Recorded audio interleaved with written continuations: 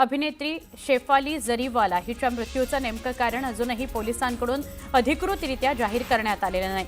मात्र या प्रकरणी त्यांनी 14हून अधिक जणांचे जबाब नोंदवलेत। तिच्या घरातूनही काही औषधं हस्तगत करण्यात आली आहेत। गेल्या 5 महिन्यांप्रमाणे जून या 6व्या महिन्यात देखील मुंबईतील मालमत्तांच्या खरेदीचा जोर कायम राहिला। जून महिन्यामध्ये मुंबईमध्ये एकूण 11,521 मालमत्तांची खरेदी झाली। या खरेदी व्यवहारांमुळे राज्य सरकारच्या तिजोरीत 1,031 कोटी रुपयांचा महसूल मुद्रांक शुल्काच्या रूपाने जमा झाला।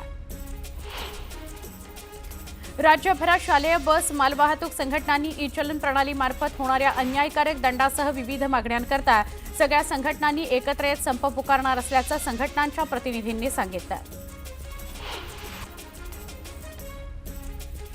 गणेशोत्सवाकरता तिकीट बुक करणाऱ्या रेल्वे प्रवाशांना 25% जादा तिकीट जारी होत असल्यानं हा कोटा वाढवण्याचा निर्णय घेण्यात येऊ शकतो असं रेल्वेतील सूत्रांनी सांगितलं।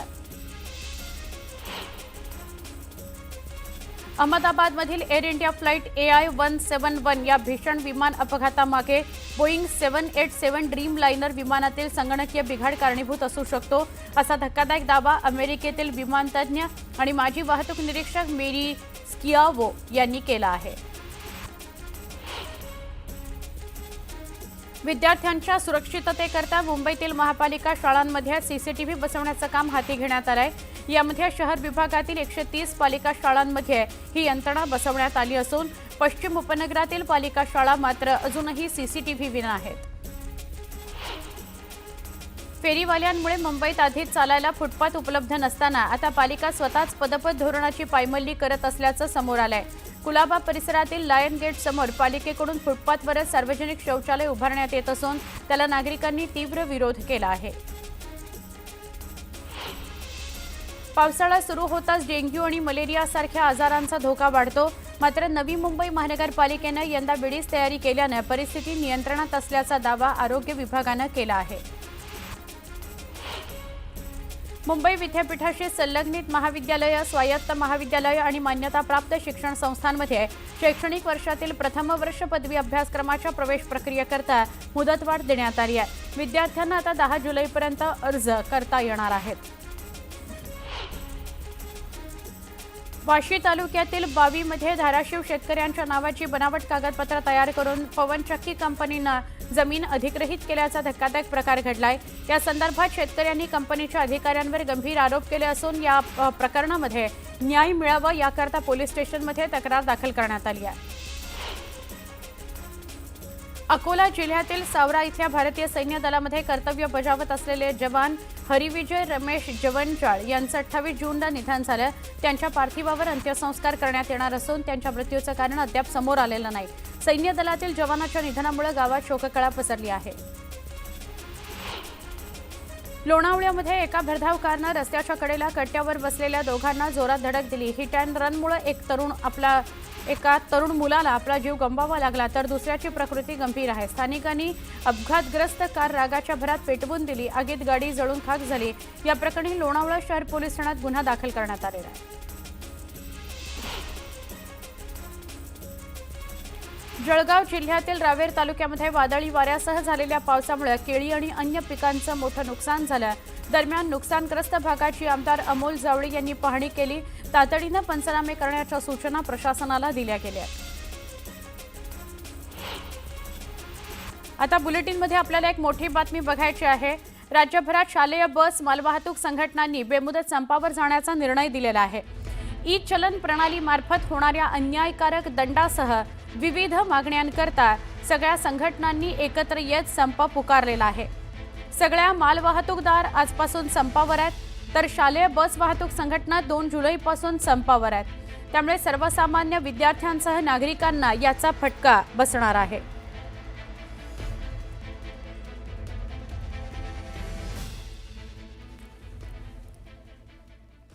पुन्हा एकदा वेगवान स्वरूपातल्या घडामोडींकडे वळूया।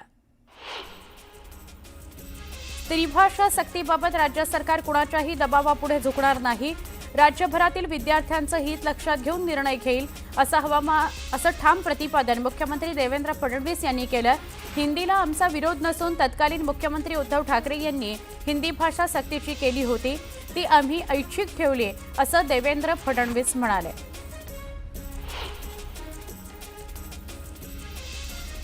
गणेशोत्सवाला अवघे 2 महिने शिल्लक असून पीओपी गणेश मूर्तीच्या विसर्जनाबाबत धोरण लवकर जाहीर करण्याची आवश्यकता आहे। या प्रकरणी लवकरात लवकर सुनावणी घेण्याची मागणी गणेशोत्सव समितीने केली आहे। राज्यात जूनमध्ये सरासरीपेक्षा जास्त पाऊस पडला असून मराठवाड्यामध्ये त्याची नोंद अत्यल्प झाली आहे। मराठवाडा, उत्तर महाराष्ट्र या विभागामध्ये पावसाची तूट आहे।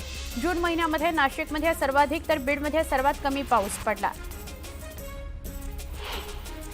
भाजप प्रदेश कार्यकारी अध्यक्ष रवींद्र चव्हाण यांची प्रदेशाध्यक्षपदी बिनविरोध निवड करण्यात आली। प्रदेशाध्यक्षपदाकरता चव्हाण यांचा एकच अर्ज आल्यानं त्यांची बिनविरोध निवड झाली असून केंद्रीय नेतृत्वाकडून निवडीची औपचारिक घोषणा आज केली जाणार आहे। संपूर्ण मुंबईतील कचरा संकलित करून वाहून नेण्याकरता कंत्राटदाराकडून वाहनं आणि सेवा घेण्याचा निर्णय मुंबई महापालिकेच्या घनकचरा विभागाने घेतला आहे। त्याकरता मागवलेल्या निविदांना पालिकेतील सगळ्या कामगार संघटनांनी विरोध केलाय। या निविदेवरून प्रशासन विरुद्ध कामगार असा संघर्ष पेटला आहे।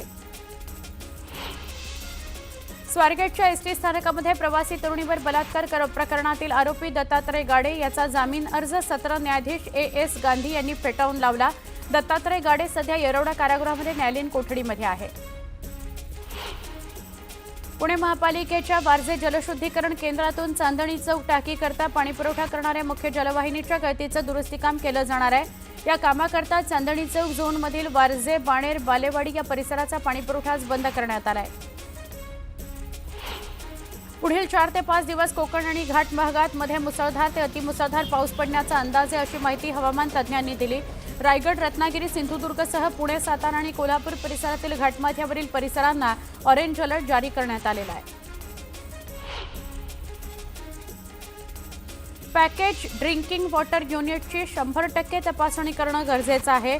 या युनिटचा दर 6 महिन्यांमध्ये एकदा तपासणीसाठी आवश्यक आहे, त्यामुळे त्याची प्राधान्यानं अंमलबजावणी करावी असे निर्देश भारतीय अन्न सुरक्षा आणि मानक प्राधिकरणानं दिले आहेत। 11वी प्रवेशाबाबत राज्यभरामध्ये 600 हरकती विद्यार्थ्यांनी ईमेलद्वारे दाखल केल्याची माहिती माध्यमिक शिक्षण विभागाचे सहशिक्षण संचालक श्रीराम पानझडे यांनी दिली। राज्यात 2,16,000 पेक्षा अधिक विद्यार्थ्यांनी ITI प्रवेशाकरता नोंदणी केली। 1,73,000 विद्यार्थ्यांनी प्रवेश निश्चित केले। तसंच गुणवत्ता यादी जाहीर झाल्यानंतर 411 विद्यार्थ्यांनी त्याबाबत हरकती देखील नोंदवल्या आहेत। राज्य मार्ग परिवहन महामंडळाच्या लांब आणि मध्यम पल्ल्याच्या प्रवासाकरता आगाऊ आरक्षण करणाऱ्या प्रवाशांना तिकीट दरामध्ये 15% सूट मिळणार आहे। ही सवलत 1 जुलैपासून लागू होणार आहे। 150 किलोमीटरपेक्षा जास्त अंतराचा प्रवास करणारे आणि सवलतधारक प्रवासी वगळून इतर प्रवाशांना ही सवलत दिली जाणार आहे। पावसामुळे नवी मुंबई कृषी उत्पन्न बाजार समितीमध्ये भाजीपाल्यांची आवक कमी होऊन बाजारभाव वाढायला सुरुवात झाली। किरकोळ मार्केटमध्ये हिरवा वाटाणा 200 रुपये किलोने विकला जात असून अनेक भाज्यांचे दर 160 रुपयांपर्यंत पोहोचले आहेत। जळगावच्या चोपडा तालुक्यामध्ये वादळी वाऱ्यासह झालेल्या पावसामुळे अनेक गावांमध्ये मोठ्या प्रमाणात नुकसान झालं। नुकसानग्रस्त भागाचे प्रशासनाकडून पंचनामे केले जात असून लवकरात लवकर नुकसानीचा अहवाल जिल्हा प्रशासनाकडे पाठवण्यात येणार आहे। समलैंगिक संबंधांना नकार दिल्यानं एका मित्राची त्याच्या 2 अल्पवयीन मुलांकडून हत्या करण्यात आली। धक्कादायक प्रकार समोर आलाय। नशेच्या अवस्थेत दोन्ही मित्रांनी त्याच्यावर जबरदस्तीचा प्रयत्न केला, मात्र त्याला नकार दिल्यानं संतापलेल्या दोन्ही मित्रांनी त्याला तलावातील पाण्यात बुडवून त्याची हत्या केली। या प्रकरणी पोलिसांनी दोघांना अटक केली आहे। जळगाव जिल्ह्यातील 102 रुग्णवाहिकेवरील 90 पेक्षा अधिक चालकांनी आपल्या विविध मागण्यांकरता जिल्हा परिषदेच्या प्रवेशद्वारावर ठिय्या आंदोलन केलं। यामुळे काही काळ रस्ता बंद झाला होता। तसंच मागण्या मान्य न झाल्यास 8 जुलैला जिल्हाधिकारी कार्यालयासमोर आमरण उपोषण करण्याचा इशारा 102 रुग्णवाहिका चालकांनी दिला आहे। पालिकेकडून वाढत्या कचऱ्याचं संकलन आणि आवश्यक विल्हेवाट याचा आढावा घेऊन कामगार संख्या वाढवण्याकरता लवकरच प्रस्ताव तयार केला जाणार आहे। या प्रश्नावरून सफाई कामगार संघटनेनं आंदोलनाचा इशारा दिला होता, मात्र प्रशासनाच्या आश्वासनामुळे संघटनेचे आंदोलन न करण्याचे निर्णय समोर आले। आजपासून तात्काळ तिकीट बुकिंग नियम बदलणार आहे। IRCTC या वेबसाईट आणि मोबाईल ॲपवरून तात्काळ तिकीट बुक करण्याकरता आधार पडताळणी आवश्यक असणार आहे। तसंच 15 जुलै 2025 पासून तात्काळ तिकीट बुक करताना OTP देखील टाकावा लागणार आहे।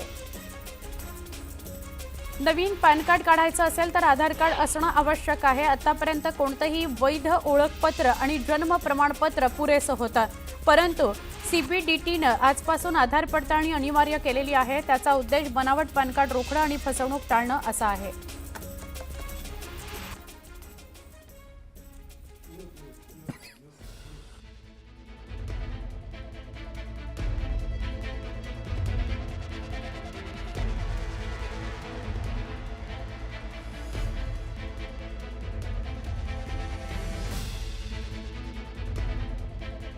आता आपण बुलेटिनमध्ये एक मोठी बातमी बघतो आहोत. प्लास्टर ऑफ पॅरिसच्या म्हणजे POPच्या तयार केलेल्या मोठ्या आणि सार्वजनिक गणेशोत्सव मंडळांच्या मूर्ती विसर्जनाच्या मुद्द्याबाबत धोरणात्मक निर्णय घेण्याकरता आणखी 3 आठवड्यांची मुदत देण्याची मागणी राज्य सरकारनं सोमवारी उच्च न्यायालयामध्ये केली.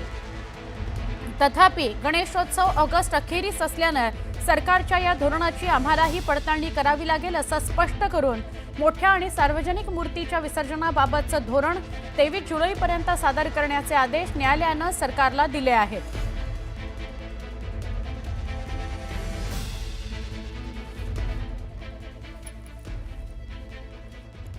पुन्हा एकदा वेगवान स्वरूपातल्या घडामोडी.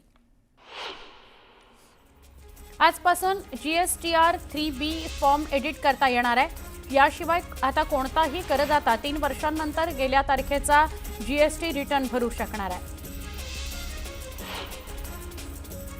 महाराष्ट्राची भाग्यलक्ष्मी असलेलं कोयना धरण निम्म भरलंय. धरणाची पाणी पातळी 2110 फुटावर नोंदवली गेलेली आहे. सध्या धरणात 25,000 क्युसेक पाण्याची आवक सुरू असून कोयना धरणातून नदीपात्रात 1050 क्युसेक प्रतितास इतकं पाणी सोडलं जात आहे. राज्य शासनाकडून विविध योजना राबवलेल्या आणि प्रवाशांना मिळणाऱ्या सवलती यामुळे ठाणे ST विभागाने गेल्या 3 वर्षाच्या कालावधीत उत्तम अर्थार्जन केलेलं आहे. प्रवासी संख्येत झालेली लक्षणीय वाढ तसंच STच्या वाढवण्यात आलेल्या फेऱ्या यामुळे गेल्या 3 वर्षाच्या कालावधीत ठाणे ST विभागाच्या उत्पन्नात सुमारे वार्षिक 240 कोटी रुपयांची वाढ झालेली आहे. ठाणे महानगरपालिकेच्या यंदाच्या अर्थसंकल्पात विविध विभागांना करवसुली करता ठरवून देण्यात आलेल्या उद्दिष्टांपैकी 419 कोटी म्हणजेच 20% कराची वसुली गेल्या 3 महिन्यामध्ये प्रशासनानं केली आहे. यात सर्वाधिक म्हणजेच 291 कोटींची करवसुली मालमत्ता करातून झाली आहे. POPच्या गणेश मूर्तींच्या विसर्जनासंदर्भातलं धोरण अंतिम करण्याकरता आणखी 3 आठवड्यांची आवश्यकता आहे असं राज्य सरकारनं उच्च न्यायालयाला सोमवारी सांगितलं. त्यावर न्यायालयानं राज्य सरकारला 21 जुलैपर्यंत मुदतवाढ दिली आहे. औरंगजेबाची स्तुती करणारं वक्तव्य केल्याप्रकरणी दाखल 2 गुन्हे रद्द करण्याच्या मागणीकरता समाजवादी पक्षाचे आमदार अबू आझमी यांनी उच्च न्यायालयामध्ये धाव घेतली आहे. त्यांच्या याचिकेची दखल घेऊन न्यायालयानं सोमवारी प्रतिवादींना नोटीस बजावून आझमी यांच्या याचिकेवर भूमिका स्पष्ट करण्याचे आदेश दिलेले आहेत.